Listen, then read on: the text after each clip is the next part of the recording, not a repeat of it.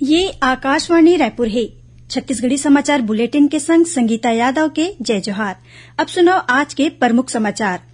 राज्यपाल अनुसुईया उइके ह गणतंत्र दिवस के मौका म 42 कैदी मन के रिहाई के प्रस्ताव के अनुमोदन करेन। नाक ले दे जाने वाला कोविड वैक्सीन इन्कोवैक जनवरी के चौथा सप्ताह ले बाजार में आ जही और केंद्रीय माध्यमिक शिक्षा बोर्ड सीबीएसई के 10वीं और 12वीं के कक्षा के प्रायोगिक परीक्षा 2 जनवरी ले 14 फरवरी के बीच होही। अब समाचार विस्तार ले। राज्यपाल अनुसुईया उइके ह प्रदेश के 42 कैदी मन ल गणतंत्र दिवस के मौका म 26 जनवरी के रिहा करे के प्रस्ताव के अनुमोदन कर दे हे। रिहा होवैया कैदी मन म 2 झिन माइलोगिन कैदी घलो शामिल हे, जिखर उमर 50 बछर ले ज्यादा हे और वो मन अपन कुल अवधि के 50% सजा काट चुके हे। खबर के मुताबिक आजादी के 75वां वर्षगांठ के मौका म देश ह आजादी के अमृत महोत्सव मनावत हे।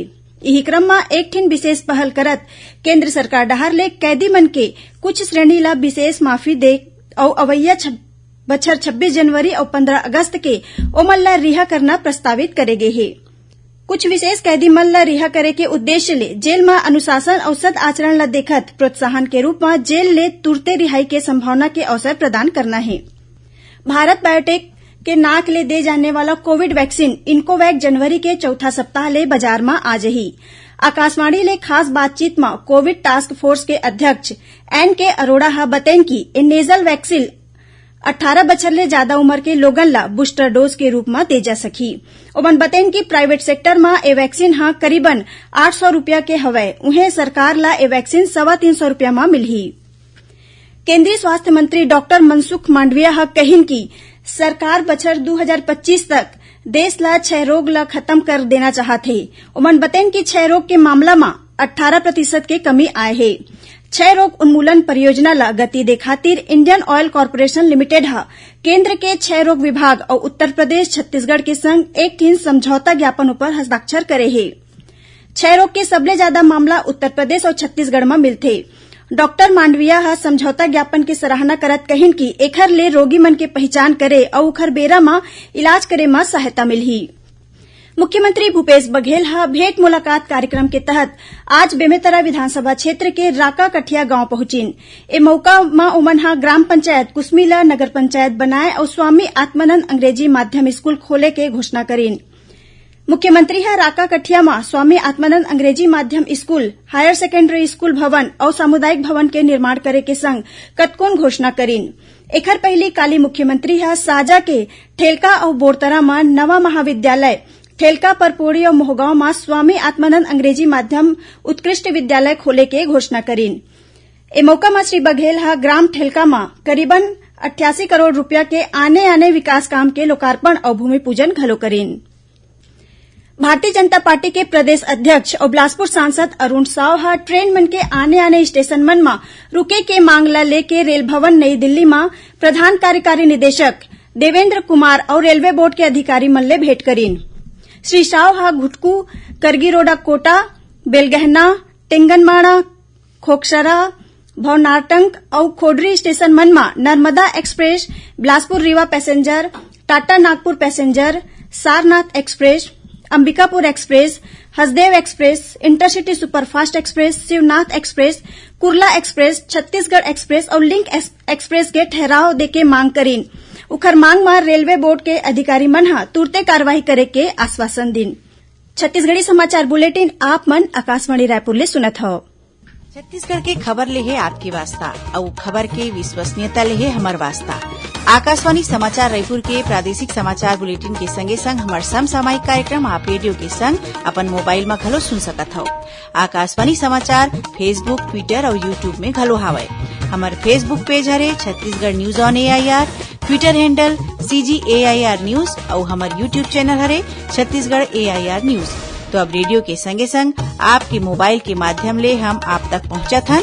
छत्तीसगढ़ के हर खबर पर सुनत रहो आकाशवाणी समाचार। अब आगू बढ़बो बाचे समाचार को दी। छत्तीसगढ़ उच्च न्यायालय में शीतकालीन अवकाश के बाद नवा बछर में नवा रोस्टर ले सुनवाई करे जाही। ए बखत रोस्टर में 8 सिंगल 3 डिवीजन बेंच के साथ चीफ जस्टिस संग आने जज मन के 6 स्पेशल बेंच में घलो सुनवाई होही। स्पेशल बेंच हर शुक्रवार के मंझनिया 2:15 बजे ले महत्वपूर्ण मामला के सुनवाई करही। नवा रोस्टर 2 जनवरी ले प्रभावी होही।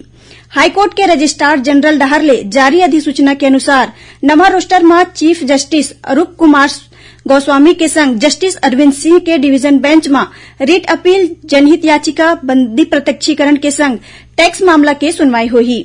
उन्हें दूसरा डिवीजन बेंच में न्यायाधीश गौतम भादुड़ी और आने न्यायाधीश नरेश कुमार चंद्रवंशी सबो सिविल व्यावसायिक मामला के संग कंपनी अपील और रेंट कंट्रोल डहर ले पारित आदेश मन के सुनवाई करही।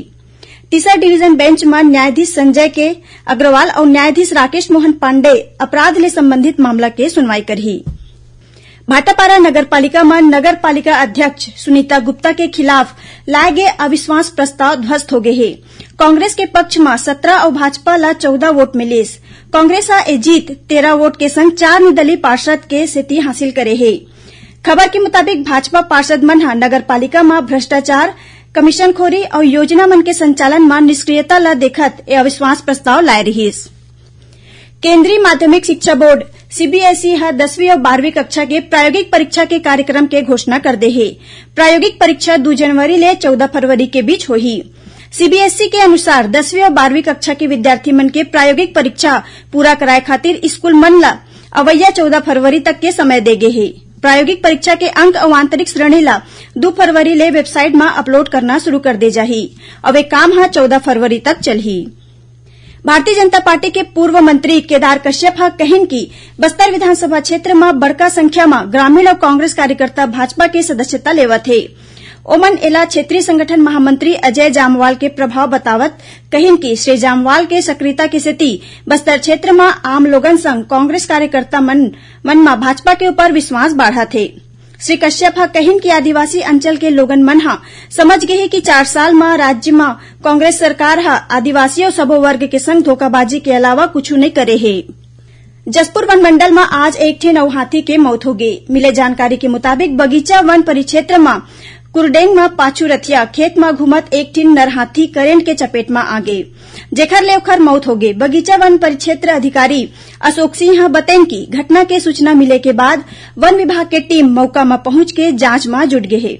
बताया जात है कि बगीचा क्षेत्र के पाट इलाका में कुछ एक दिन में 20 ले 25 हाथी मन के दल घुमत देखे गए है।